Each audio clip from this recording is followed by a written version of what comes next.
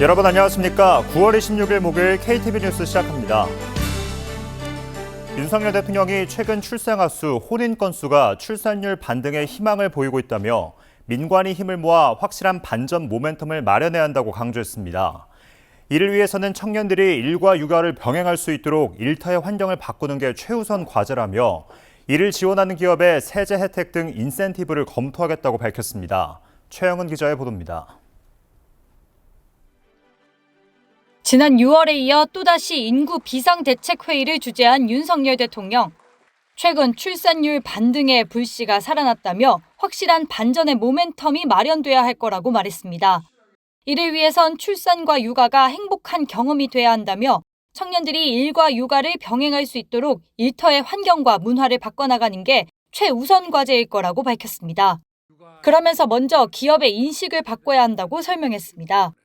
2일 가정 양립을 지원하는 것이 단순한 비용 증가에 그치는 것이 아니라 기업의 경쟁력을 높이고 더 큰 성장을 이끄는 투자가 되는 것입니다.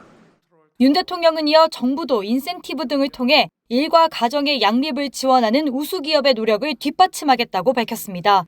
이들 기업의 세제 혜택을 검토하고 국세 세무조사 유예 등의 방안을 마련하겠다는 계획입니다. 특히 정부의 노동개혁 추진이 인구위기 해법이 될 수 있는 만큼 노동 유연화에 대한 사회적 공감대를 확산시키겠다고 강조했습니다. 근로자 개인의 결정권을 확대하는 방향으로 노동 유연성을 높여 나갈 필요가 있습니다. 그것이 4차 산업혁명 시대에 맞는 방향이면서 동시에 2일 가정 양립 문화를 정착시키는 토양이 될 수 있습니다.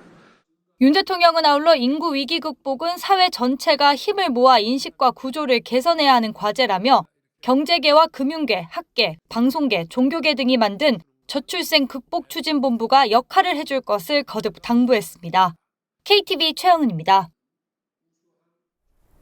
버려진 어구 때문에 몸살을 앓는 해양 생태계를 살리기 위해 정부가 특단의 대책을 마련했습니다. 조업 중 유실된 어구에 대한 신고제를 도입하고 어선마다 어구의 모든 주기를 기록하도록 했습니다. 이리나 기자의 보도입니다. 해양 경찰관 품에 안긴 아기 거북. 지난 25일 제주 구자읍의 앞바다에서 폐어구로 추정되는 줄에 걸려 방파제 안을 빠져나가지 못하자 구조에 나선 겁니다. 앞서 지난 4월에는 낚싯줄 등 폐어구에 걸려 이상 행동을 보이던 남방 큰돌고래가 발견돼 구조되기도 했습니다. 연간 우리나라 해역에서 수거되는 폐어구만 약 4만 톤, 피해액만 4천억 원에 이릅니다. 수거되지 못한 채 장기간 방치된 폐어구는 훨씬 더 많을 것으로 추정되는 상황입니다. 이에 정부가 폐어구 발생량을 획기적으로 줄이기 위한 조치에 나섭니다.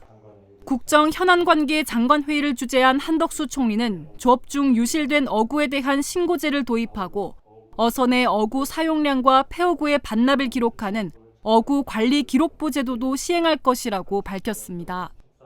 해양 생태계를 보호하고 해양 신산업 도약의 기틀을 마련하고자 폐어구 발생 예방을 위한 어구 순환 관리 대책을 마련하였습니다. 우선 어선의 어구 적재량, 설치량, 폐어구 수처리 장소 등을 기록 보관토록 하여 어구의 해상 불법 투기 및 육상 무단 방치를 사전에 예방하겠습니다. 여기에 더해 어구 보증금제 활성화와 폐어구 회수 촉진 포인트 제도 도입해 어업인이 자발적으로 참여할 수 있는 보상 체계와 수거 시설도 확충해 회수율을 높인다는 계획입니다. 가을 겨울철 각축 전염병 확산에 대비한 정부의 방역 대책도 강화됩니다.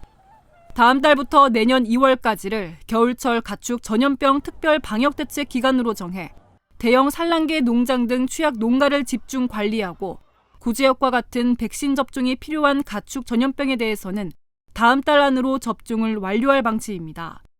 한덕수 총리는 노인 일자리 주간을 맞아 어르신을 위한 일자리 활성화 방안에 대해서도 언급했습니다. 내년 우리나라는 초고령 사회에 진입할 것으로 예상된다면서 11월부터 노인 일자리와 사회활동 지원에 관한 법률이 시행되는 만큼 보건복지부 등 관계부처에서 어르신들의 경험과 건강 상태 등을 종합적으로 고려해 다양한 일자리가 제공될 수 있도록 노력해 줄 것을 주문했습니다. KTV 이리나입니다.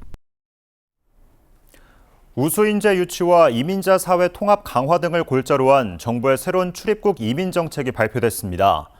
인공지능 등 첨단 분야 우수인재를 유치하기 위해 톱티어 비자가 신설되고 비자 발급 규모 사전 공표제도 고도화됩니다. 윤현석 기자의 보도입니다. 꾸준히 증가하고 있는 국내 체류 외국인. 올해 기준 약 261만 명으로 총 인구의 5%가량을 차지하고 있습니다. 특히 앞으로 5년 내 300만 명을 넘을 것으로 예상되며 새로운 이민 정책의 필요성이 제기돼 왔습니다. 이에 정부가 새로운 출입국 이민 정책 추진 방안을 발표했습니다. 우선 우수인재 유치 문화 확대를 위해 인공지능과 로봇, 양자기술, 우주항공 등 첨단 분야 고급 인재를 대상으로 톱티어 비자를 신설, 우수인재와 동반 가족에게 출입국, 체류 시 편의를 제공할 계획입니다. 또 전문 인력의 배우자로서 한국어 능력 등 일정 요건을 갖춘 경우 가사, 육아를 포함한 비전문 분야 취업을 허용, 안정적인 가족 단위 체류를 지원할 방침입니다.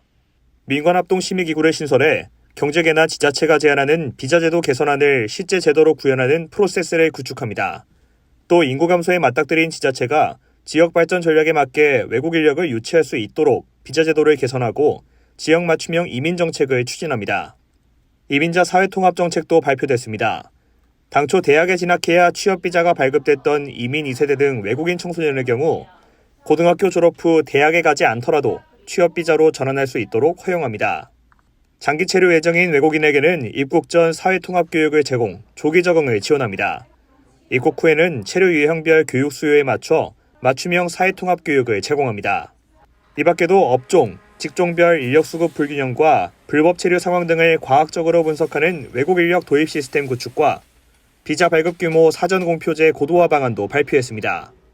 국민 일자리에 부정적 영향이 있는 경우 외국 인력 도입에 대한 모니터링 분야로 지정하여 심층 조사를 거쳐 발급 규모 조정 필요성을 검토하고 불법 체류나 범죄 발생률이 높다면 비자 발급 규모를 축소하거나 신청 요건을 강화하는 등 피드백이 이루어지도록 할 것입니다.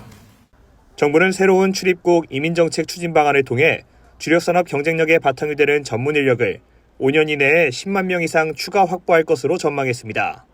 이어 외국 인력 도입 확대 등으로 드러난 불법 체류자 문제에는 엄정하게 대응해 국민이 안심할 수 있도록 할 것이라고 강조했습니다. KTV 윤현석입니다. KTV 뉴스를 마칩니다. 저희는 내일도 국정 소식을 한 걸음 더 빠르게 전해드리겠습니다. 함께해 주신 여러분 고맙습니다.